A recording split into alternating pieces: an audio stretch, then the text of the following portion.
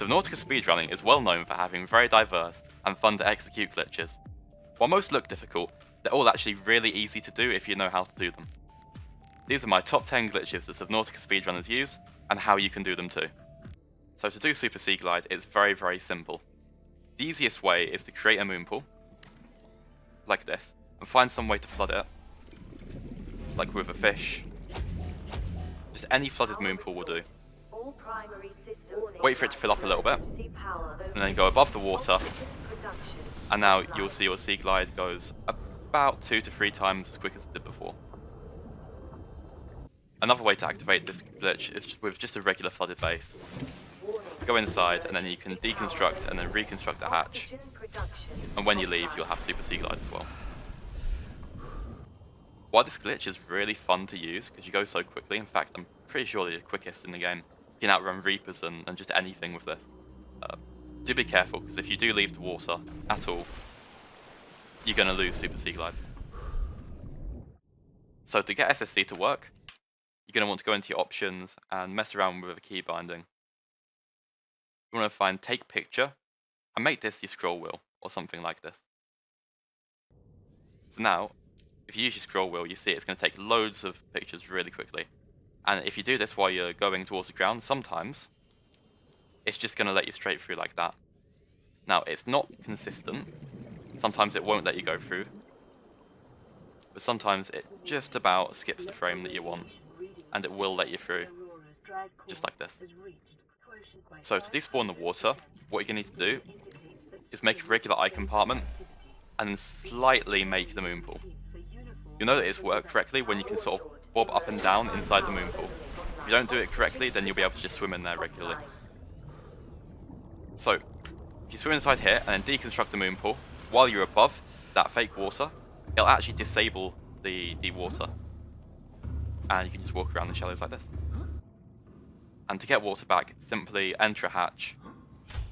It'll do this weird animation, and you have water back again.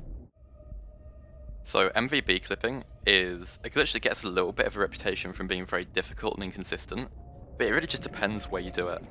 One of my favourite places and the most consistent place I think is down here in the power plant. You find this little opening, just come through here and turn to the right and you'll see this rock formation here. I think it looks a little bit like a face, you've got 2 eyes and a mouth. What you want to do is push your head up against the ceiling here, so you can see slightly through the terrain. Aim down at the mouth and right click. The MVB will unfold and you can just climb it, and just like that you're out of bounds. So for gun clip, what you want to do is come over to the moon pool here at the alien base, and just sort of go up and to the left, and you can literally just go through this wall, just like that. Sort of aim up there and carry on trying to get up there, and it'll just let you through. And the cool thing this allows you to do is to actually swim about inside this alien base where you're not meant to. Make sure you go low there, by the way, because if you go too high, then you break some kind of threshold and the game will actually make you start walking again, which isn't good because you're in the wall. And now just like that, you are in this room and you're still swimming, and you can do the exact same thing to get out. Just go down this way, or you can actually go through here, and now you're in this big room and you're swimming. And to get your air back again, just swim through here, you go over another threshold, and it'll give you the air back. So once you find this wreck here, just follow along over here. You see this little dip in the sand. If you follow this all the way around to the left, a little hole here, you can just swim right through. I've got SSG, by the way, it makes it so much easier. You come along here, you can follow this line, just go straight, and eventually you'll see some sparks off in the distance.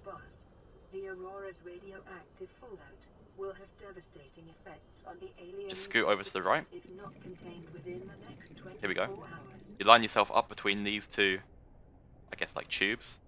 Hold space. You go up and through the floor, and you're inside the Aurora before it's even exploded.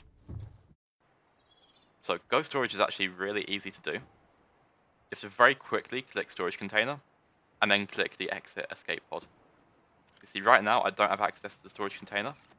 I click, and no matter how far away I am from the life pod, next time I open my PDA, I have access to store and take out anything to the life pod locker. See, I go back. Aurora suffered orbital hull failure. Cause unknown.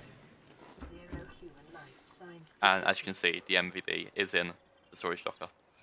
Do be aware though, you can only do this one time once the glitch is activated. You see, I can put stuff away, but as soon as you close your PDA and open it again, the glitch will be gone and you'll have to reactivate it. So fish skip is actually a lot harder to execute than most of these other glitches here, but you can get it fairly consistent with enough practice. The idea is, you can see I've got an on-screen keyboard here, so you'll be able to see what my exact inputs are. But the gist of it is you need to right-click the fish, and then quickly, fairly quickly, not instantly, swap over to your Seaglide, and then click the tablet, and this will overlay the animations. So we just do it here. See, the animations are overlaid, and I have the tablet. So to do item flight, we find that actually the most consistent thing, surprisingly, to do it with is an air bladder. We don't know why, it just is. Just climb on top of it, like this, and use your prop cannon. Just pick it up, and then where you aim with your cursor, the prop cannon will take you. If you look slightly further up, it'll bring you up, and if you look down, it'll bring you down. It is so easy to control and so easy to do as well. Landing is very difficult though, so if you're doing this in survival, be very careful, because if you get off at the wrong time, you may just go flying.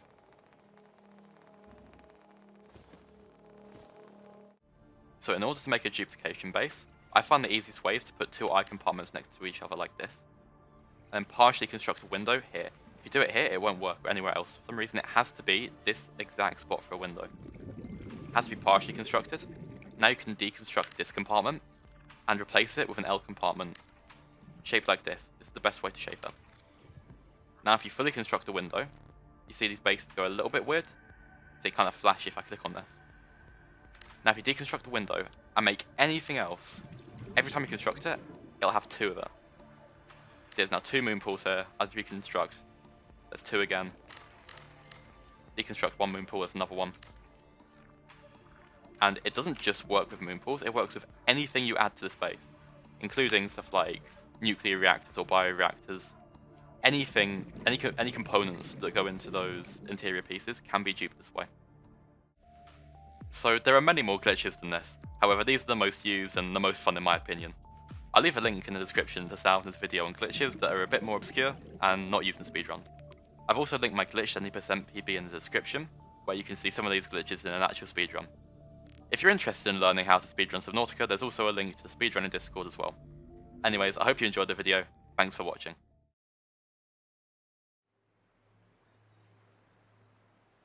You! What's your deal? Please. Fly. A whole new world.